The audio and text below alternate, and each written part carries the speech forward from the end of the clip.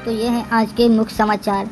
सांप काटने पर अस्पताल में भर्ती होने के बाद पनवेल स्थित अपने फार्म हाउस लौटे अभिनेता सलमान खान की तस्वीर वायरल हो गई है।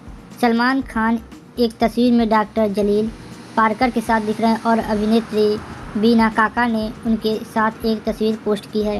कमेंट में फैंस ने उनकी अच्छी सेहत के लिए कामना की है। इसमें सलमान खान थोड़े बूढ़े नज़र आ रहे हैं, जवानी उनकी ढल गई है। इसके बाद हमारा अगला है कि छत्तीसगढ़ के रायपुर में एक सभा को संबोधित करते हुए महात्मा गांधी के खिलाफ अपमानजनक टिप्पणी करने वाले जो नेता हैं कालीचरण महाराज के खिलाफ एफआईआर दर्ज की गई है।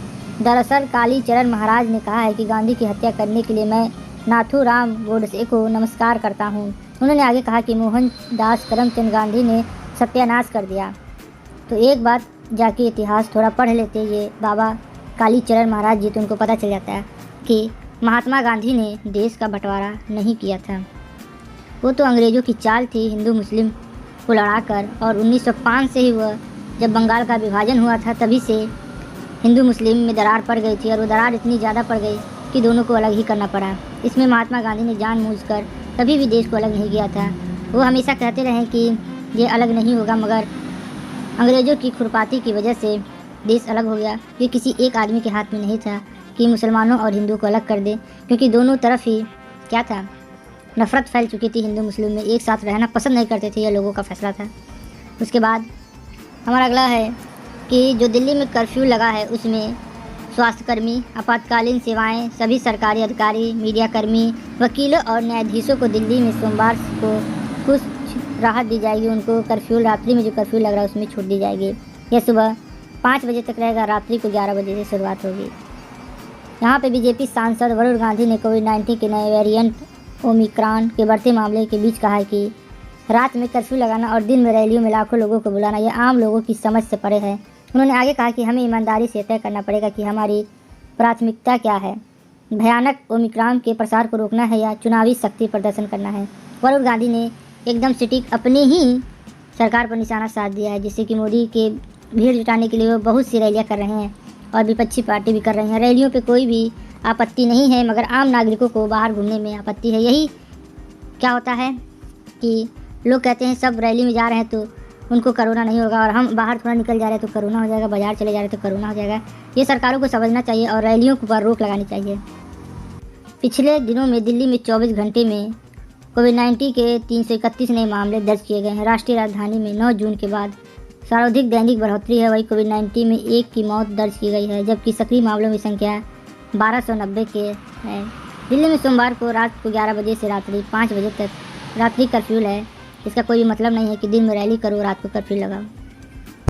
चंडीगढ़ नगर निगम चुनाव में आम आदमी पार्टी ने 35 सीटों में से 14 सीटें पर जीत हासिल की है, जबकि बीजेपी को 12 सीटें मिली। वहीं कांग्रेस ने 8 सीटें, जबकि शेष मरी अकाली दल ने 1 सीट हासिल की। आप संयोजक अरविंद केजरीवाल ने ट्वीट किया है कि यह पंजाब में आने वाले बदलाव का संकेत है। कहीं अरविंद केजरीवाल तो नहीं बनेंगे पंजाब के अगले मुख्यमंत्री। मुरादाबाद में 28 वर्षीय महिला द्वारा 31 वर्षीय सिपाही पर पिछले 2 साल से रेप करने और जान से मारने की धमकी देने का आरोप लगाने के बाद एफआईआर दर्ज किया गया है। महिला का दावा है कि 2 साल पहले उसके साथ हुए रेप के एक अन्य मामले में पूछताछ करने आए सिपाही ने गन पॉइंट पर उसका रेप किया। बाप रे बाप, कलयुग घोर कलयुग है। भारतीय किसान यूनियन के नेता राकेश टिकैत ने कहा है कि किसान नहीं चाहते कि देश के प्रधानमंत्री माफ़ी मांगे। उन्होंने ट्वीट किया, हम उनकी प्रतिष्ठा विदेश में ख़राब नहीं करना चाहते हैं। किसानों का दिल कितना बड़ा होता है आप इसी से देख सकते हैं। जिन प्रधानमंत्री ने किसानों पर लाठियाँ चलाईं, गोलियां चलाईं, उनको जेलों में बंद किया, उन किसानों का दिल कितना बड़ा है।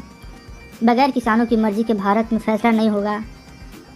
किसानों ने कहा कि हमने ईमानदारी से खेत में हल चलाया, लेकिन दिल्ली की कलम ने भाव देने में बेईमानी की है। किसानों का दिल बहुत बड़ा होता है, प्रधानमंत्री को समझ लेना चाहिए। 700 किसान कुर्बानी दे चुके हैं, फिर भी उन्होंने प्रधानमंत्री को माफ़ी मांगने के लिए उन्होंने बस कानून बिल वापस ले लें, वही किसानों के लिए बहुत बड़ा है।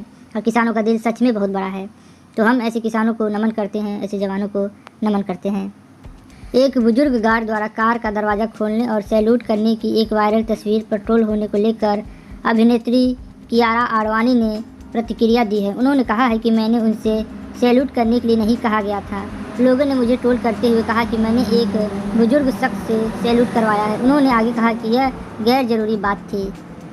केंद्र ने सोमवार को राज्यों केंद्र शासित प्रदेशों को कोविड-19 के दिशा निर्देश को 31 जनवरी 2022 तक बढ़ाने का आदेश जारी कर दिया है।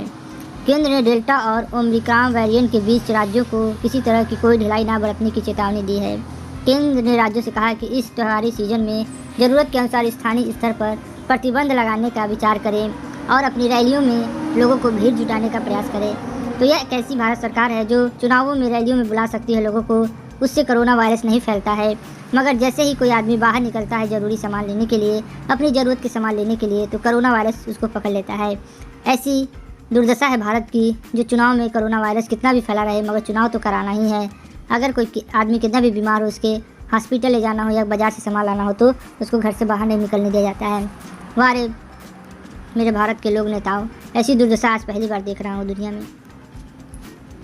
अभिनेता सलमान खान ने सांप के काटने की घटना को लेकर कहा है कि जब उनके पिता सलीम खान को इसके बारे में पता चला तो उन्होंने फ़ोन कर पूछा कि सांप जिंदा है।